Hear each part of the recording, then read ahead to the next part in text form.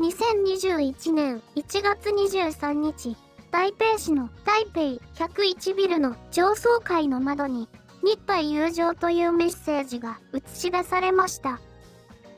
日本台湾交流協会が主催した東日本大震災から10年という節目に、日台友情年として感謝するというイベントのスタートの合図でした。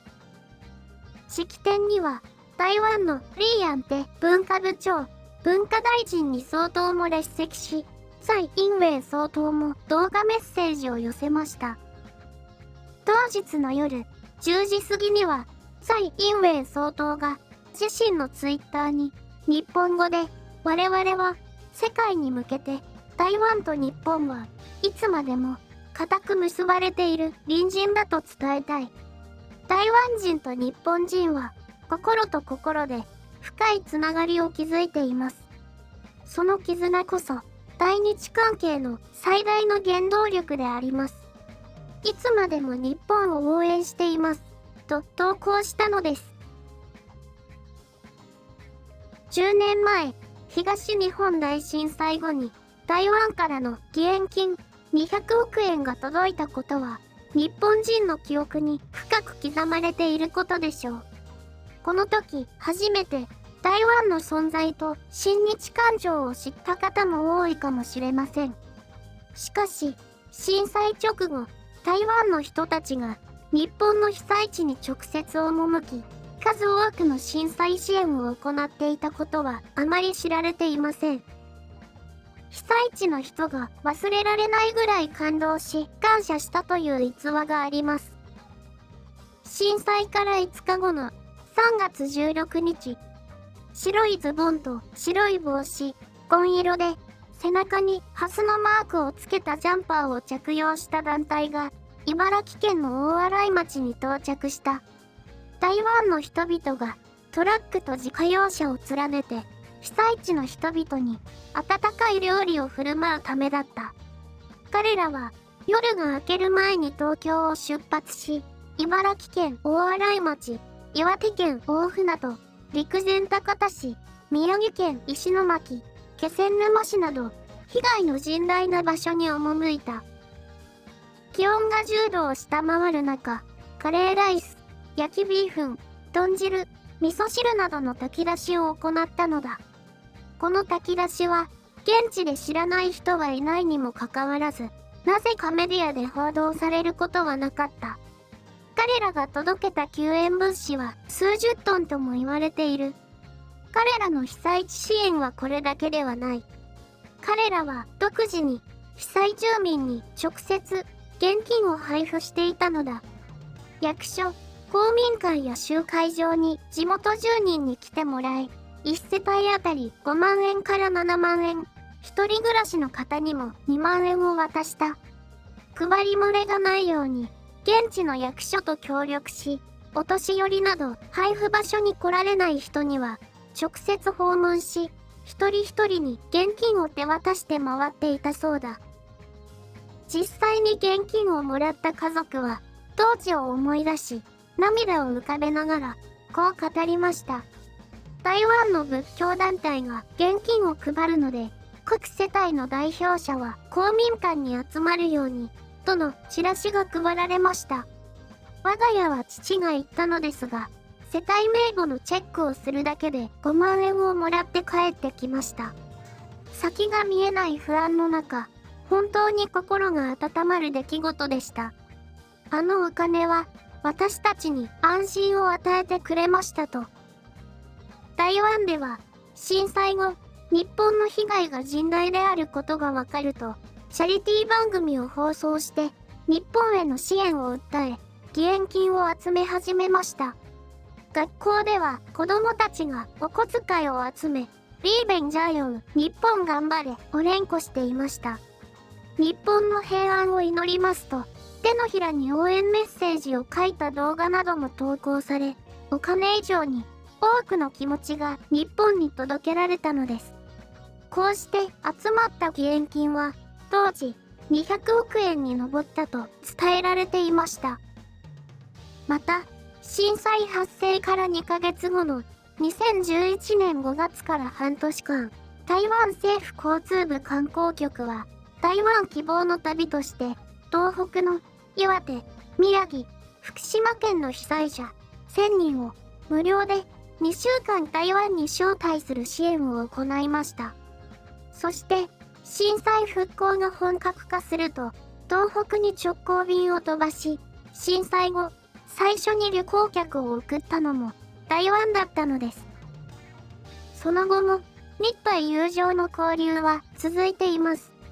新型コロナの感染が拡大する中、2020年4月21日には、台湾政府から、リーベンジャイオン日本頑張れとプリントされた医療用マスクが200万枚送られています。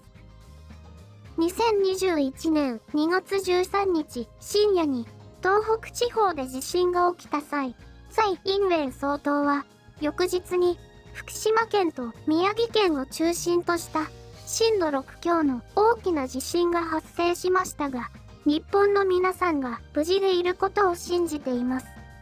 今まで何度もお伝えしてきましたが、これからも日本を応援する気持ちが変わることはありません。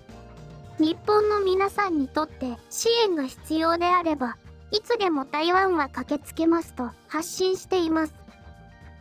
2021年6月4日に日本から寄贈されたワクチンが台湾に到着した後、日本台湾交流協会は Facebook にこのように投稿しました。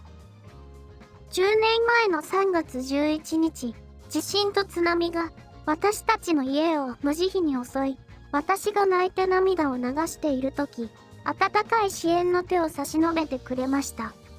そして昨年、マスク不足という困難に直面した時にも、何も言わず、200万枚のマスクと大量の物資を送ってくれました。台湾は、日本が悲しくて辛い時、いつも手を差し伸べてくれます。多くの日本人は、自らが困難に直面していても、台湾を心から応援し、恩返しをしたいと願っています、と。この投稿は、わずか1時間で、1万件のいいねを受け取りました。台湾の駐日代表であるシェイ・チャンティンも、1年前の4月21日に、この場所からマスクを乗せて出発したチャイナエアラインをこの場所で見送り、挨拶したと Facebook に投稿しました。シェイ・チャンティンは、みんなで一緒に感染症と戦うという、ぬくもりに満ちた同じムードに包まれます。台湾と日本には、危機の際にお互いをサポートする伝統があります。本当に日本に感謝しています。124万回分のワクチン接種は、台湾にとって恵みの雨と言えます。本当にありがとうございます、と語りました。ただ、日本から送られるワクチンに対して、台湾には否定的な意見を持っている人々がいることも事実なのです。血栓ができやすくなるという理由で禁止されたものですか？素晴らしい。日本は備蓄を片付けたんだ。日本は自分が怖くて使えなかった血栓症のワクチンを台湾人に渡して感謝される。アストラゼネカ製ワクチンは副作用が多すぎる。日本は使用を中止し、台湾に送った。日本の皆様、脳血栓症の注射薬を寄付していただきありがとうございます。ところが、台湾では本土の干渉により、ファイザー製のワクチンを導入することができません。台湾にとってアストラゼネカ製ワクチンの寄付は渡りに船だったのです。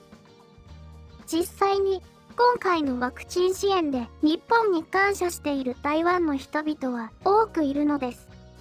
30代の女性はありがとうございます。私の両親は65歳を超えていますが、できるだけ早くワクチンを接種してもらいたいと思っています。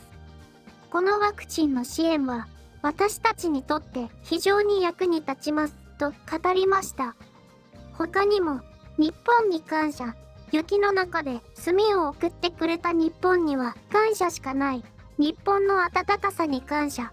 この度は日本の支援に感謝します。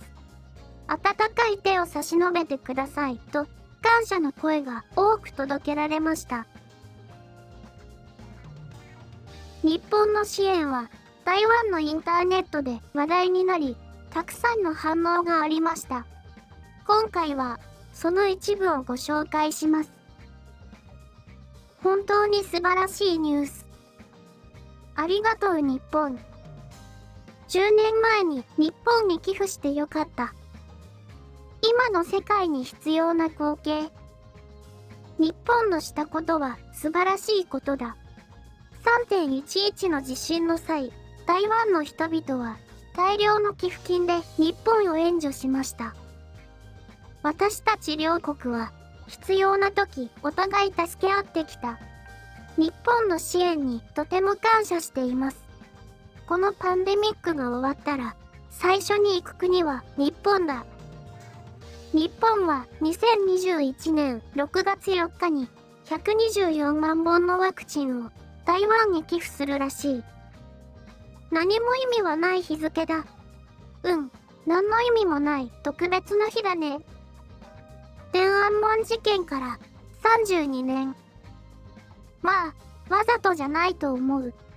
偶然一致しただけだよ。偶然だよ。日本は神。今回送る量でどのぐらいの人数をカバーできるの？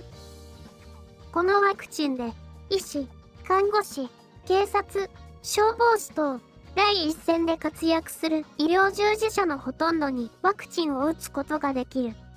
病院や医療システムの強化に役立つことは間違いない。日本の皆さん、ありがとうございます。いつも日本のことを気にかけてくれている台湾の皆さんに感謝しています。台湾と日本の友好が永遠に続きますように。日本人より。今日読んだ中で一番素敵なコメントだ。台湾と日本の絆はすごく強くて可愛いよね。正直見てて可愛い。日本と台湾がイチャイチャして本土が嫉妬してるアニメを見たい。台湾はあなたの優しさを覚えています。最後まで見ていただき本当にありがとうございます。コロナウイルスって怖いと思った人は高評価ボタンを押してください。また、今回の話題について思っていることがあれば気軽にコメントしてください。面白い話題をまた探してお伝えしますので、チャンネル登録も忘れないでくださいね。